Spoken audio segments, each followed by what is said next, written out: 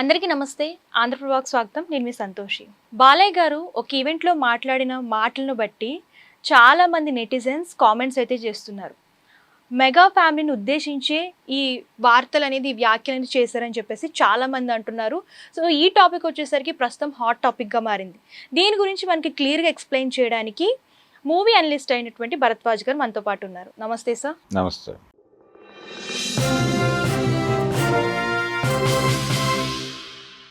బాలయ్య గారు ఒక ఈవెంట్‌లో కొన్ని మాటలు మాట్లాడారనమాట. సో, చాలామంది అంటే మూవీస్‌లోనూ అంటే పొలిటికల్‌గా రాణించలేకపోయారు. నేనైతే రెండిట్లోని రాణిస్తున్నాను అని జెప్పేసి పార్టీ పెట్టి గూడా చాలా నష్టపోయారని జెప్పేసని అన్నారు. సో, అంటే డైరెక్ట్‌గా కాకుండా ఇండైరెక్ట్‌గా అన్నారు. కొంతమంది నెటిజన్స్ కానివ్వండి, సినీ ప్రముఖులు గానివ్వండి, ఇవన్నీ కూడా ఇండైరెక్ట్‌గా మెగా ఫ్యామిలీని టార్గెట్ చేసే, అది కూడా చిరంజీవిని టార్గెట్ చేసే మాట్లాడారు అని అంటున్నారు. దీని గురించి మీరేమంటారు సార్? అంటే చిరంజీవిని టార్గెట్ చేస్తూనే మాట్లాడాడు ఆయన. దానిలో ఎటువంటి అనుమానము అక్కర్లేదు. ఇది ఈ రోజున కొత్తగా మాట్లాడింది కాదు ఆయన. గతంలో కూడా ఇలాంటి మాటలు మాట్లాడాడు. అంటే ఈ వేదిక మీద ఆయనకి పద్మభూషణ్ వచ్చిన సందర్భంగా ఏర్పాటు చేసినటువంటి ఒక అభినందన సభలో కృతజ్ఞత చెప్పడానికి ఆయన మైక్ తీసుకున్నాడు.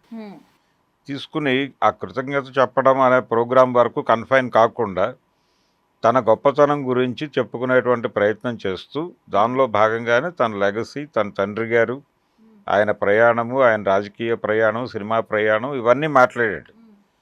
ఈ మాట్లాడే క్రమంలో చాలా హై టోన్తో మాట్లాడాడు ఆయన. మాట్లాడుతూ కొన్ని ఇబ్బందికరమైనటువంటి అంశాలు కూడా తడిమాడు ఆయన.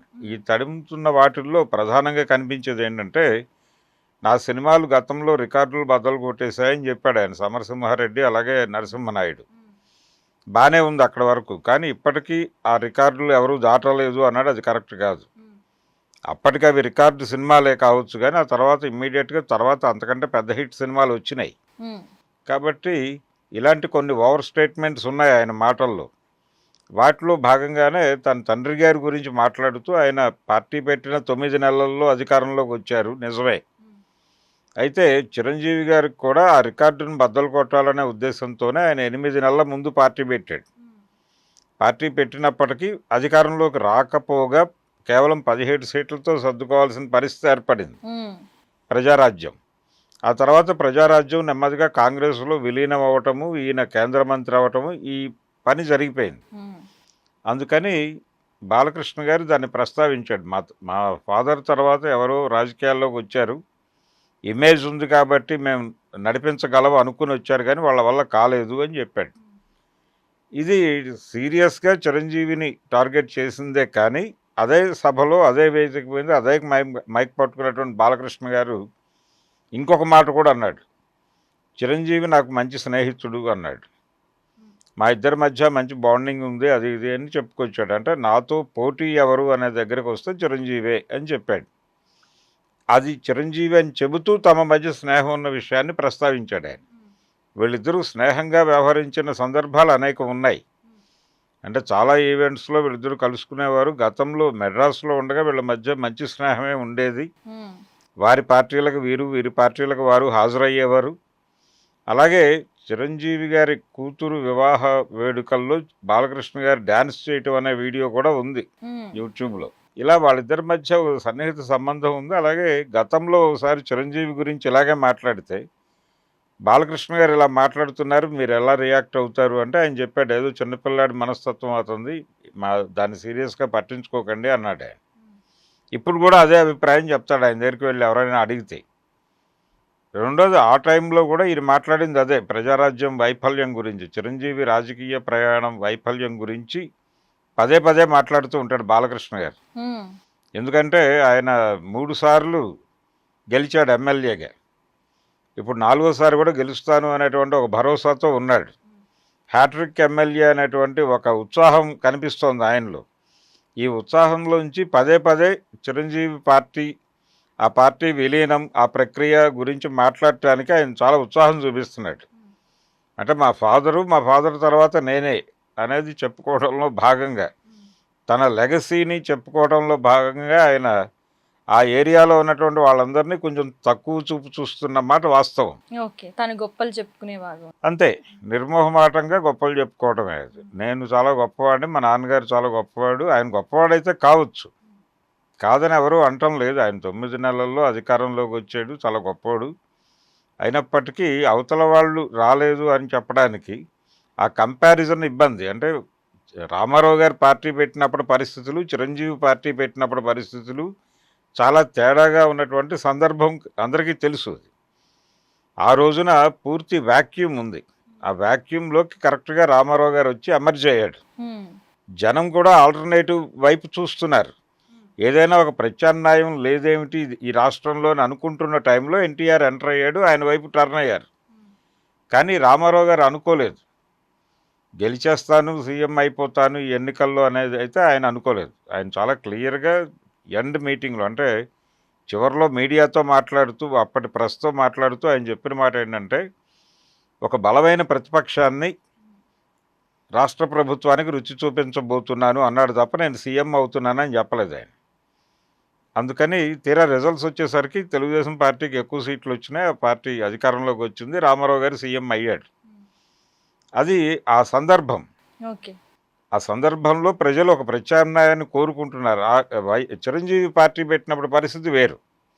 ఇక్కడ ఇద్దరు బలమైన నాయకులు ఉన్నారు అప్పుడు.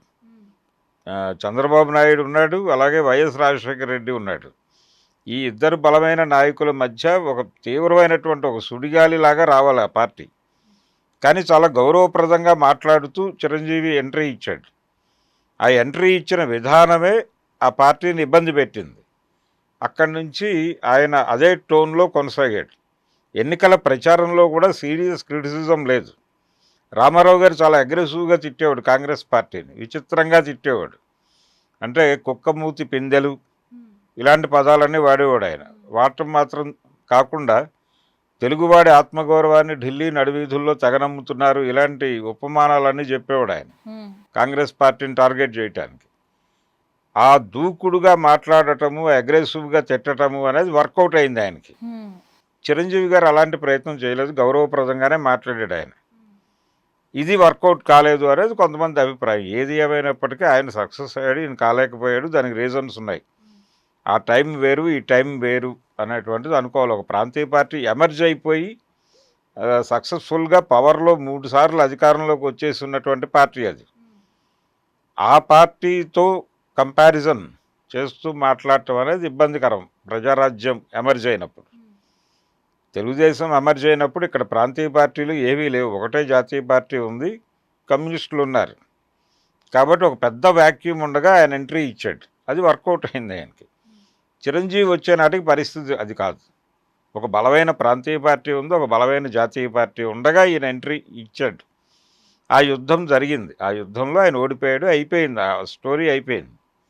ఇప్పుడు ప్రస్తావించక్కర్లేదు దాన్ని. కానీ ఈయన కావాలని వాంటెడ్గా ప్రస్తావించాడు. అంటే మా అంతటి వాళ్ళం మేము, మిగిలిన వాళ్ళు ఎవరికి మా స్థాయి లేదు అని చెప్పడం కోసం మాత్రమే బాలకృష్ణ గారు ఆ ప్రస్తావనలన్నీ తీసుకొచ్చాడు.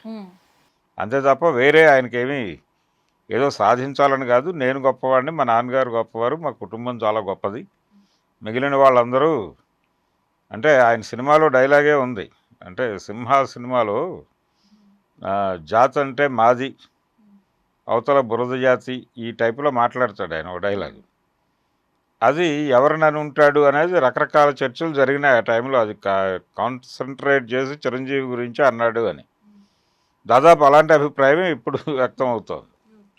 బురద జాతి అని మాట్లాడాడు ఆ రోజున ఆయన సినిమాలో.